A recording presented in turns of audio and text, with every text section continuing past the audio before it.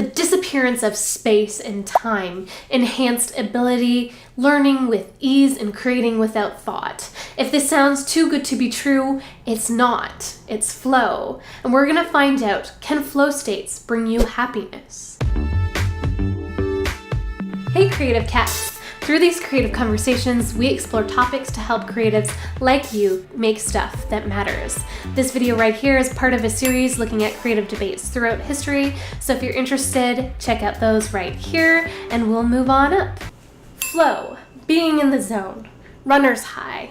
All are terms used to describe what is formerly known as transient hypofrontality. This means that the front areas of the brain, like the prefrontal cortex, are slowed down for a moment. Flow is something that happens when you're completely engaged in what you're doing, so much so that you forget time and space and almost who you are. Some have described the state as euphoric or as if their work was moving through them. I want to know, have you had experiences of flow? And if so, what provoked them? Did they make you happier?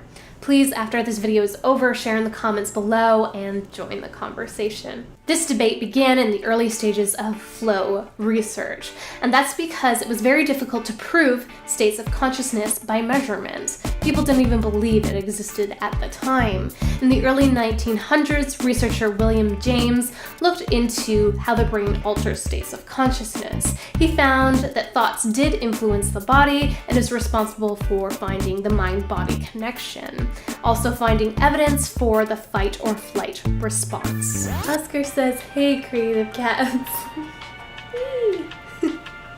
In the 1940s, psychologist Abraham Maslow called flow peak experiences. He said they were rare, exciting, oceanic, deeply moving, exhilarating, exciting experiences that generate an advanced form of perceiving reality and are even mystic and magical in their effect on the experimenter.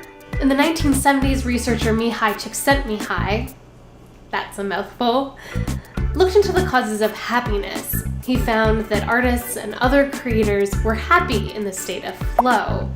Now, in the 1980s, research focused on endorphins and physical activities, which led to the term runner's high. But again, at that time, research was unquantifiable and hard to measure. fMRIs allowed researchers to look at the brains of jazz musicians. What they found was that during improv sessions, there was less activity in the dorsolateral prefrontal cortex, an area of the brain responsible for things like controlling one's emotions. Now, one of the most interesting things about flow studies is that they often start out with studies about happiness. Csikszentmihalyi himself started by asking the question, what makes people happy? He found that it was not material possessions, but activities that specifically engaged people in the state of flow. Maslow said that peak experiences were moments that created the highest levels of happiness and fulfillment. Other benefits include growth, increased quality of life, persistence. Some studies suggest that it can even prevent negative behaviors in teens facing adversity.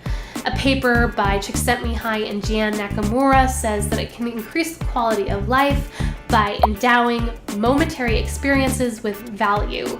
But some controversy arises because some are convinced that it can create addiction.